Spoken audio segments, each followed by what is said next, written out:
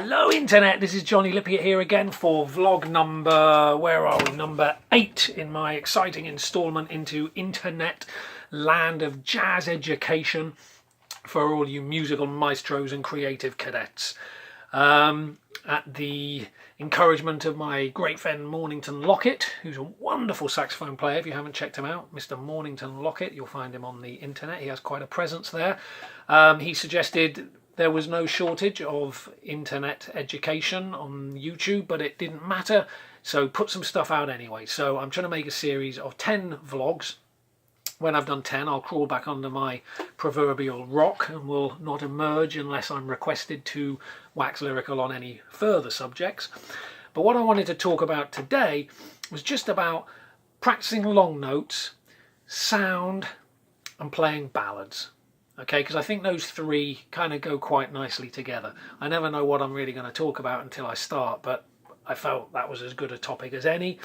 And these are only my ideas, and there's probably 100 people with 100 different ways to do things, but this is just what I think, right? Okay? Now, sound is one of the most important things we have to think about on the saxophone. We know Sonny Rollins said somebody with a great sound and one idea would always be better than the guy with 1,000 ideas and an awful sound. Music is the art of sound, right? So trying to develop a good sound on the saxophone really is a great place to start.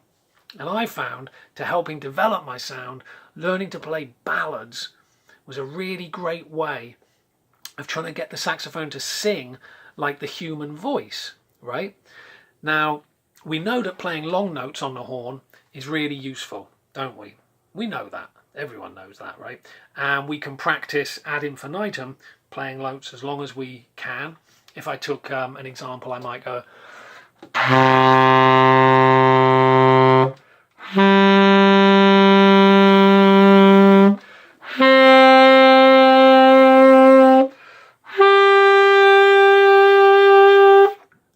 It's going to help develop my sound and resonate the horn.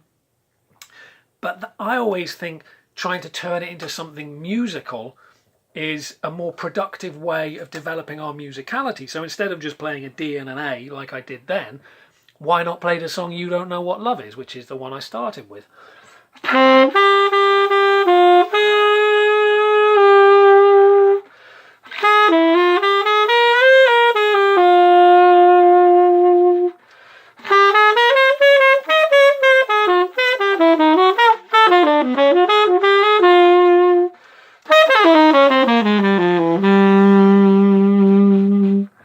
Because I'm still working on that sound of those long notes, but I'm also learning a tune in the process, and I'm making it into a musical endeavour. Now that song is a great ballad, You Don't Know What Love Is. I first heard that on the Billie Holiday album, Lady in Satin, which is a really great album. If you haven't got it in your collection, I would recommend to check that out. And another great song off that album is one called, I mean there's so many million ballads, but one that just jumped into my head then was this one. I'm sure you all know it, but if you don't, it goes...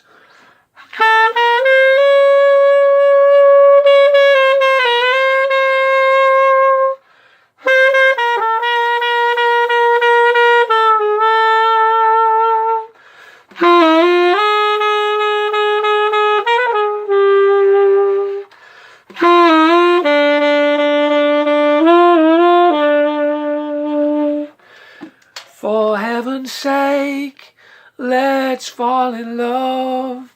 It's no mistake to call it love. And while an angel's holding hands with me, how heavenly heaven can be. For heaven's sake is what that one's called. Now we remember Dexter Gordon said, learn the lyrics of the song, right? Super useful to learn, because once we learn the lyrics of a song, we can get an idea, the feeling behind it, right? For heaven's sake, let's fall in love. It's no mistake to call it love, and while an angel's holding hands with me, how heavenly heaven can be. Can you see it's like poetry, right? Back in the day, a lot of these songs came from the Tin Pan Alley era, where somebody wrote the music and somebody else wrote the lyrics. And a lot of these lyrics are some of the greatest poems that were ever written. And it's a really nice way to start understanding the feeling behind a song and the poignancy of the lyrics. And for me anyway, and we said there's a million ways to do it, and you might have a different way, and that's totally cool. But for me, learning the lyrics of the song were really useful in getting an idea of how it sounded. So if we took a song like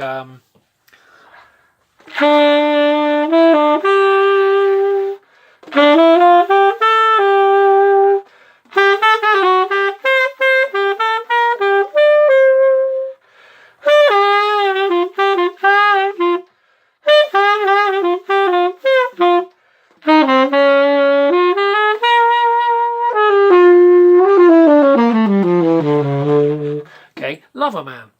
I don't know why, but I'm feeling so sad. I long to try something I've never had. Never had no kissing. Ooh, what I've been missing. Lover man, oh, where can you be? I don't know why, but I'm feeling so sad. Okay, so it's not exactly a happy song, is it? So we're not going to... if we played it like da da da da da da da da da da da ba dee ba ba da ba doo boo bip ba ba da doo doo dee doo doo doo da ba da ba dee ba doo dow, we'd be sort of missing the point of the song, I think, because each one of these songs is about the feeling of it. So Lover Man would be a nice example of, you know, I don't know why I'm feeling so sad. I long to try something I've never had no kissing, never, oh, what I've been missing. Lover man, where can you be? What's the song about? It's about somebody who's looking for love, right?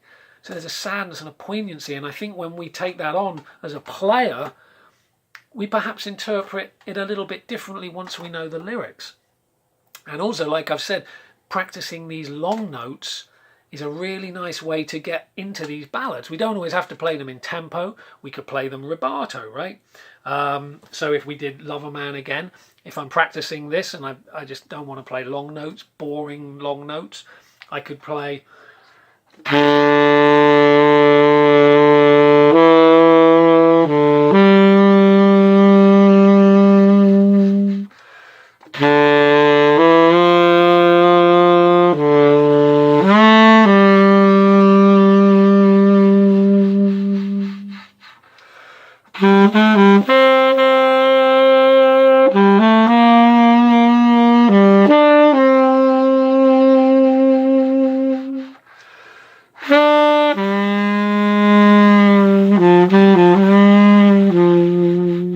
You see where I'm going with that, right? So just slowing it right down and just making it into a long note exercise. Now there's so many great ballads out there. A lot of them are the 32 bar AABA Tin Pan Alley show tunes. There's a lot more modern ones written by great composers, Wayne Shorter, Infant Eyes, something like that would be quite a challenging ballad to get your head into. But for me, learning to take these ballads and turn them into a long note exercise to work on sound, because it's the sound of the saxophone that gives you your individuality, right? I think one of the troubles with modern jazz today, and it's only my take, so forgive me if you disagree, there's no right or wrong, is it has a certain amount of anonymity to it. It's very hard sometimes to know who you're listening to.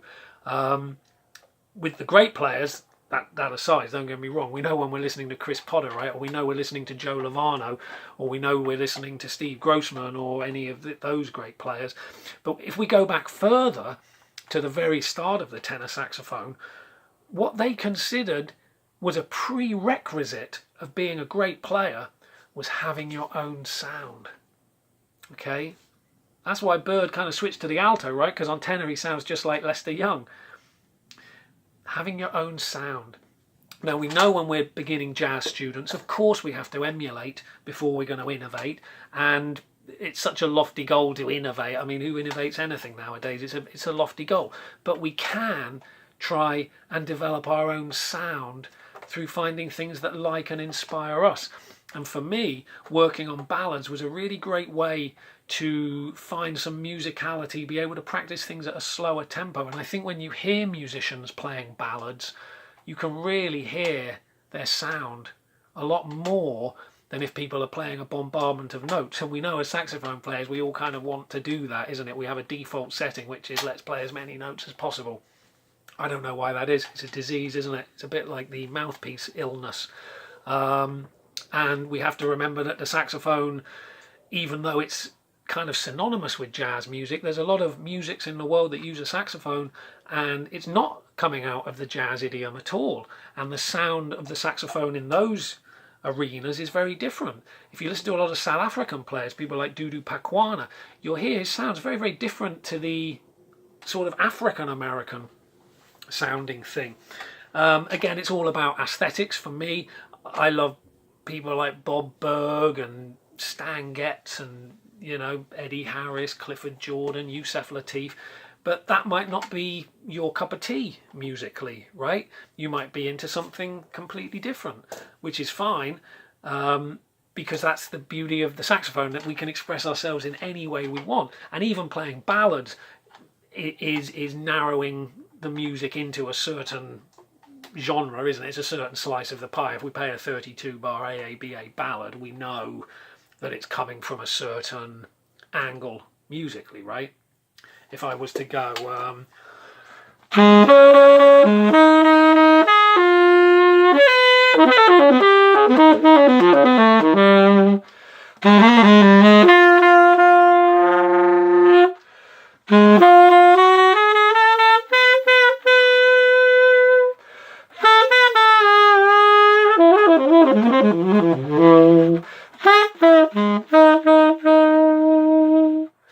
it dates it, right? We know we're playing Lush Life.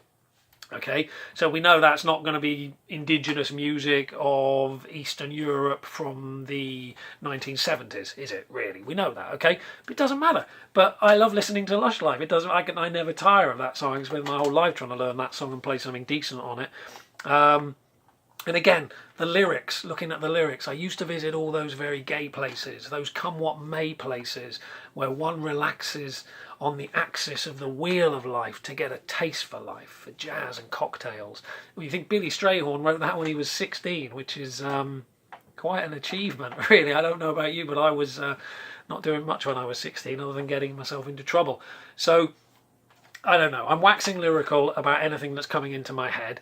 This is what these series are for, really, I guess. And as we say, there's just a myriad videos online about how to play the saxophone. And this is only my personal take, my experiences of how I've learned to play. And I'm still learning. The further we wade out into the ocean, the deeper it gets, right? We've gathered that. And the more I learn, the more I realise I don't know anything. Okay, there's nothing more humbling than realising just how very little you know. And the older I get and the wiser I get, the more I realise I know nothing. And going back to the basics of the instrument is a great place to start, you know. And so this sound thing, sound comes from within, right? As we said on the video yesterday or the day before, we were talking about mouthpieces, and we were saying some people might like to play a very high baffle mouthpiece with a Ligier reed or a fibrocell and get that very bright sound. And other people might play a big open chamber mouthpiece with a very dark sound. But most of that comes from within you and your own aesthetic. Because if you're somebody who hears a very dark sound, even on a bright mouthpiece, right, you're going to get a dark sound. It's one of the great jazz truisms. You have the sound that you hear. And that's why if you don't do it already, and I'm sure you all do because I know you're all great saxophone players, getting used to recording yourself when you practice or when you're playing and listening back to yourself can be a really great way of developing your own perception of how you're developing and where you want to be. Somebody told me many years ago the two greatest teachers in the world are sitting on either side of your head. Okay? It's very true. Listening back to ourselves is great. Let's just say you've got 1 hour to practice, right? It's very easy, isn't it, to say, right, I'm just going to practice my butt off for an hour and do loads of work and this and that and the other. How about this? Record yourself for half an hour and spend the other half an hour listening back to what you did. And I think you'll find, you might be surprised that, you can get more advancement through listening back than just not paying any attention to what you've done. Okay, it's only my take, but I found that super useful. So this thing about ballads, right? Learning to get around the horn, thinking about the poignancy of the song, thinking about the sound is really what I'm trying to get here. As we say, there's so many ballads, I don't even know where to start. But if let me just take another one that came into my head. But I just wanted to show you about how I can turn a long note exercise into playing a ballad. Let's just say we wanted to work on the long note of a B.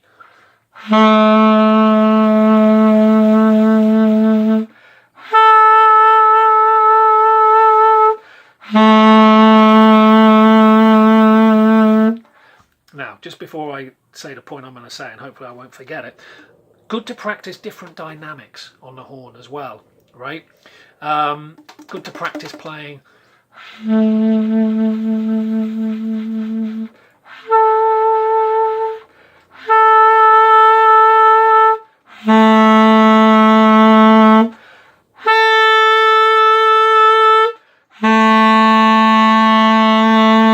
getting that dynamic thing going. And there's a great exercise in what's his name, Sigurd Racher's book, right? Top Tones for the Saxophone. If you look in there, there's an exercise at the beginning. It talks this thing about terrace dynamics, which is where we use the diaphragm to start a note very quietly.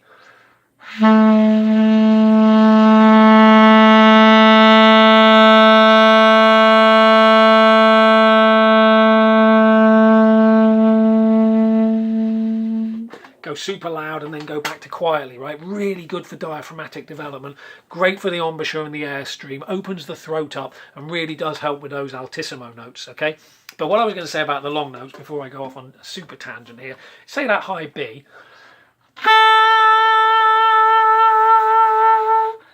I'll just turn that into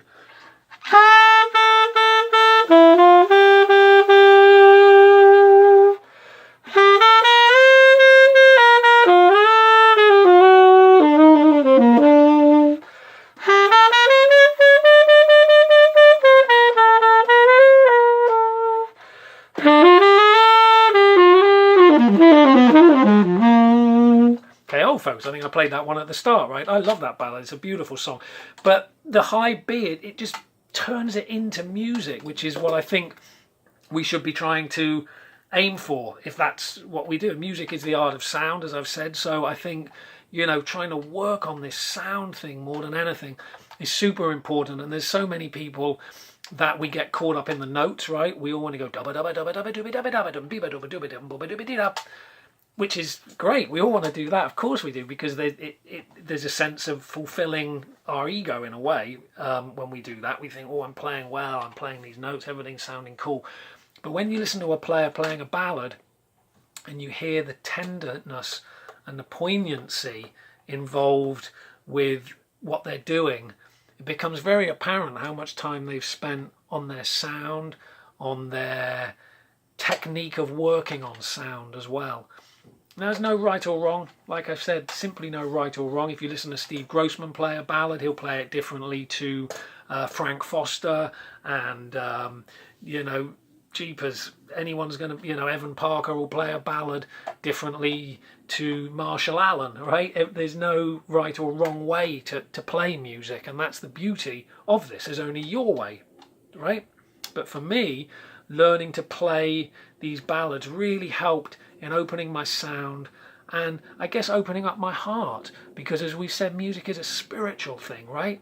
Well, for me it is. I don't know, but I really contend music is a spiritual thing and it comes from a higher place.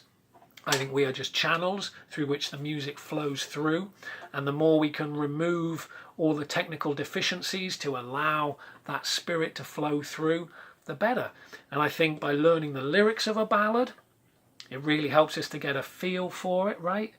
Take My One and Only Love. The very thought of you makes my heart sing like an April breeze on the wings of spring, and then you appear in all your splendor, my one and only love. Right? You're going to play the song differently once you know the lyrics. You might decide you don't want to play it at all. That can happen to me sometimes. I might learn a song and then I check out the lyrics and I think, oh, actually, I don't know if I can relate to that quite as much. But there's no right or wrong. As we've said, a lot of these songs are 32 bar AABA standard, kind of ballad forms. A lot of them have been done to death, right? Body and Soul. I don't know. Do we really need many more versions of Body and Soul? I don't know. If it's a song you really connect with and it's a song you find beautiful, it's a great way to learn how to play ballads, right? And again, a good way to practice long notes.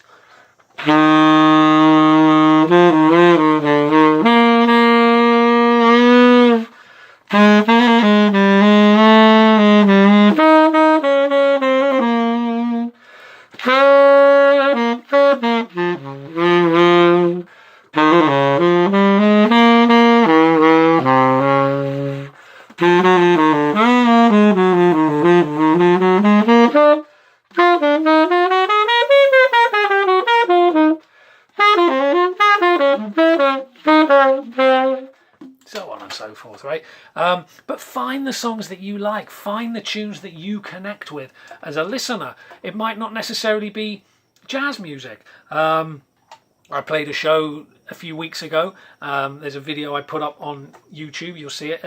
I did the Jimi Hendrix song, right?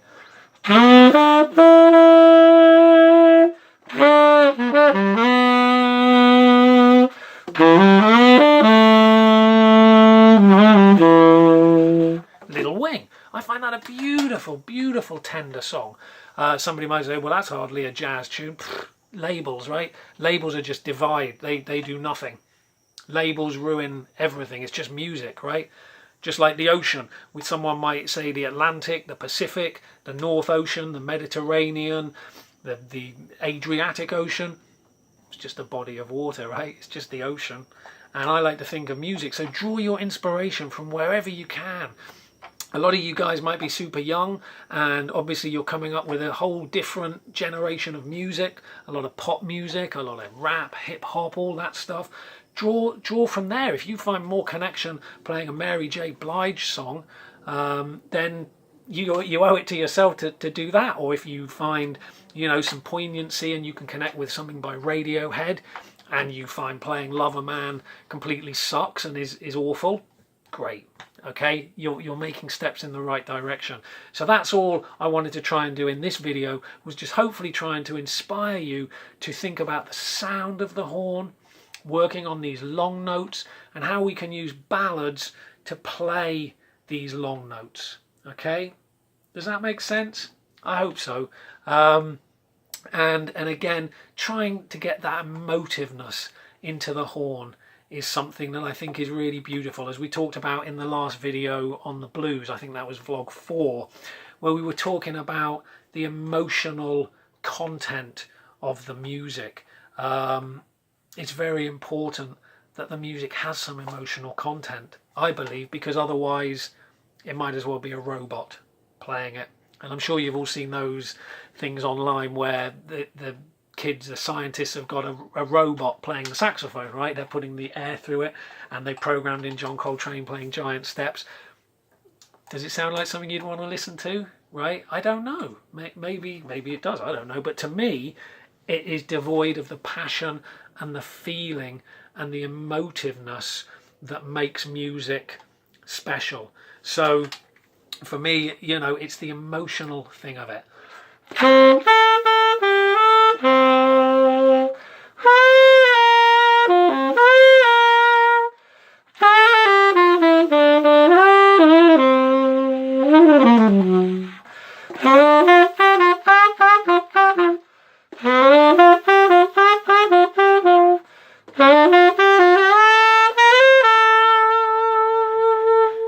You give the notes time to breathe, right? Which is what is beautiful about playing ballads. You let the music breathe. It's very hard to play too many notes when we're playing a ballad. So hopefully, I can see we're coming to 25 minutes. Oh my God, I've gone on for so long. Hopefully I haven't put you to sleep. And if it does put you to sleep, you can keep this video in your archives for when you have insomnia. And you can put this on and you'll be able to sleep nicely. But maybe it helped somebody somewhere, maybe it didn't, I don't know. If you liked it, subscribe to my channel. I'll put a few more of these out. Hit the like button or whatever you're supposed to do with all this social media stuff, and I will say sayonara, adios. This is Johnny Lippiett here, signing out from Brooklyn, New York, and I will see you tomorrow. Hasta la vista.